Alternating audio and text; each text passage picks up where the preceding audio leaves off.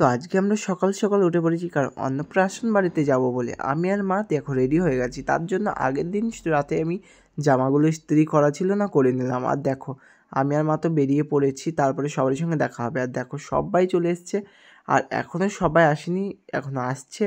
আর দেখো মামা মামিদের সঙ্গে তো দেখা হয়ে গেছে এখানেই। আর দেখো সবাই আসুক, তারপরে আবার সবারই সঙ্গে দেখো এরাও চলে এসছে।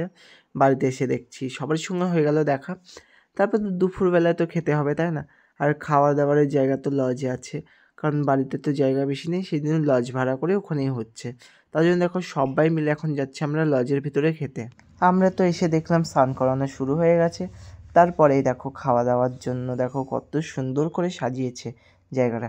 তারপর আমাকে না নিয়ে সবাই বসে বললো, কারণ আমরা তো এখন ক্যাটারিং হয়ে গেছি, কারণ দুপুরবেলা তো আমাদেরকে খেতে দিতে হবে, তাই তো। তার জন্য দেখো মা মাসিরা সবাই বসে পড়েছে, আর আমরা যত ছেলে আছি সবাই মিলে খেতে দিচ্ছি।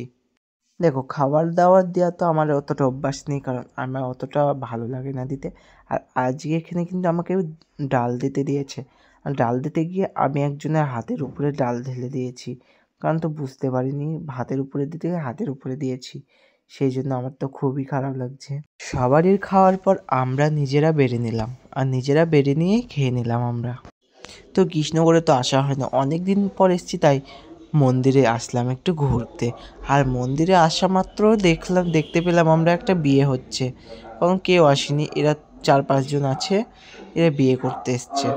দেখো কত লোক এসছে দেখার জন্য বলবো না, এখানে হয়তো আরও লোক থাকে, কিন্তু এরা বিয়ে করতে এসেছিলো। তারপর আমরা রাতে চলে গেলাম রেডি হয়ে আবার লজে খেতে, কারণ অনুষ্ঠানটা হচ্ছে রাত্রে।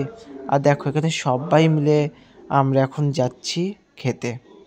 প্রথমে এসে দেখো আমি কিন্তু পকোড়া নিয়ে নিচ্ছি, আর দেখো 1 প্লেট পকোড়া আর কফি খেয়ে নিলাম। খুবই ভালো লাগছিল, কিন্তু সবাই খাচ্ছিল, আমি খাবো না কেন, তাই না? দেখো সবাই গেলাম পকোড়া খাচ্ছি, দেখাও খাচ্ছে, আমি ওই দেখো আমার মামিরা মাসিরা দেখো কেমন খাচ্ছে, এই দেখো সবাই। তারপরে সবাই মিলে ছবি তুলতে লেগে গেল, মা মাসি মামারা সবাই মিলে। তারপরে